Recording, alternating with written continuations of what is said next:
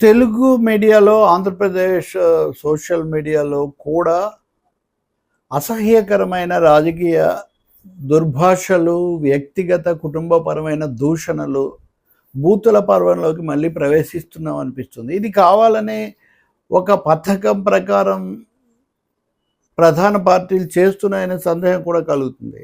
ఈ 2 రోజులు నిన్న సాయంత్రం, ఈరోజు సాయంత్రం వరకు చూసినవి నేను చెప్తాను, పేర్లేం చెప్పను. ఎందుకంటే పేర్లు చెప్పిన కొద్దీ వాళ్ళు రెచ్చిపోవటం, అసలు అంశం వదిలేసి దాని మీద తలమునకలు కావడం నాకు ఇష్టం లేదు. అంతకుమించి ఏమీ వేరే లేదు. కానీ వైసీపీని విమర్శించే ఒక ఛానల్లో నిన్న సాయంత్రం తెలుగుదేశం పార్టీకి సంబంధించిన కీలకమైన నాయకుడు గతంలో బూతులు తిట్టి దానికి కొన్ని శిక్షలు కక్షలు అనుభవించిన ఆయన నిన్న మాట్లాడుతూ మళ్ళీ మాజీ ముఖ్యమంత్రిని వాడు వీడన్నట్టుగా మాట్లాడాడు. ఇంకా చాలా పదాలు కూడా వాడారు. ఆయన వాడాడు కాబట్టి వెంటనే వైసీపీ తరఫున మాట్లాడే ఒక ఆయన ఈయన మీద మళ్ళీ చాలా ఈయన ప్రయోగించాడు. అంటే వెలసి మనకు తిట్లు మిగిలాయి.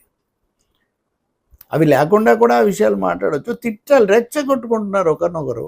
ప్రజలు కూడా రెచ్చిపోవాలని వాళ్ళు కోరుకుంటున్నారు. ఇక రెండవది తిరుపతి లడ్డు వివాదం అయిపోయింది, వీడియోల వివాదం ఏదో అయిపోయింది. ఇంకా మళ్ళీ వెంకటేశ్వర స్వామికి ప్రశాంతత వస్తుంది అనుకుంటే ఇప్పుడు ఈరోజు అక్కడ చాలా అసహ్యకరమైన అంశాలు ఎవరన్నారు అన్నది పక్కన పెడితే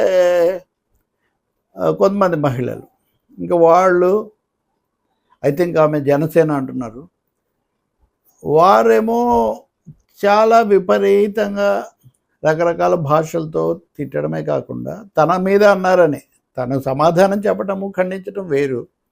మళ్ళీ మాజీ ముఖ్యమంత్రి భార్యను ఆమెను రకరకాల పదాలతో అంటూ ఇది అది అన్న పద్ధతిలో.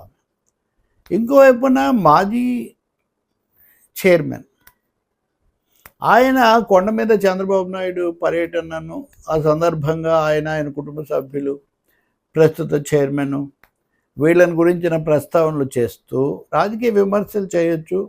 అలాగే ముఖ్యమంత్రి కొంత అసంతృప్తితో చైర్మన్తో కొంచెం దూరంగా మెలిగారు అన్నది అయితే చాలామంది నివేదించారు. అక్కడ కూడా కనిపిస్తూ ఉంది. అలా అనడంతో ఆగితే అది వేరే విషయం, రాజకీయ విమర్శ లేకపోతే ఇంకొకటి వాళ్ళు చూసుకుంటారు. కానీ మళ్ళీ కుటుంబ సభ్యులను తీసుకొని వచ్చి ఆ ప్రస్తావనలు బొత్తిగా అనవసరమైనవి, ఇబ్బందికరమైనవి, గతంలో కూడా అనేక బాధాకరమైనటువంటి లేకపోతే ఇబ్బందికరమైన లేకపోతే అందరూ ఖండించిన విషయాలు మర్చిపోయి ఆ పేర్లు ఎందుకు తెస్తున్నారు వీళ్ళు? అక్కడేమో అసలు ఈ భార్యలు వాళ్ళ ప్రస్తావనలు ఎందుకు తేవాలి అసలు ఈ చర్చల్లోకి? ఇంకొకటేమో మాజీ ముఖ్యమంత్రి వైఎస్ కుటుంబంలో ఆస్తుల తగాదా, అందులో కూడా మళ్ళీ పేర్లు, ఇవే కావాలనే చేస్తున్నట్టుగా కనిపిస్తుంది.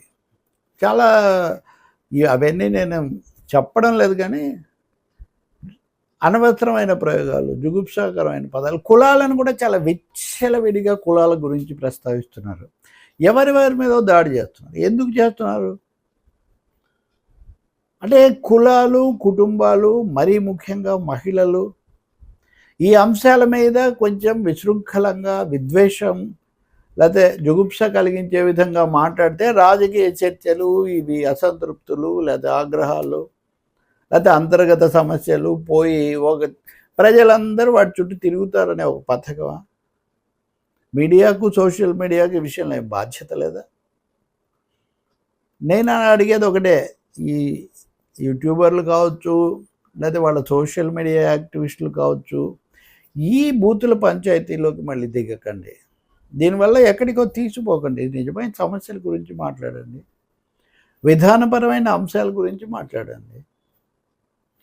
మిమ్మల్ని ఏదైనా అంటే దానికి సమాధానం చెప్పండి. అంతేగాని ఒకరితో మించి ఒకరు కుటుంబాలను, మహిళల గౌరవమే కదా మనం దెబ్బతీస్తుంది మొత్తం మీద.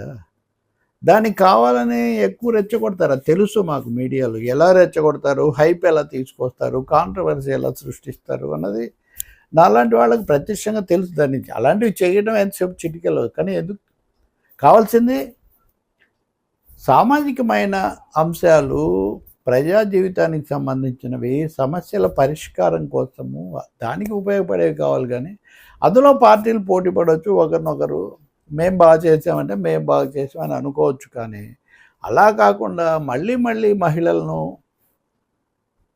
కుటుంబాలు, భార్యలను తీసుకొని రావటం ఏమాత్రం బాలేదు. ఈ ఎత్తుగడ, ఈ కుట్ర మానండి.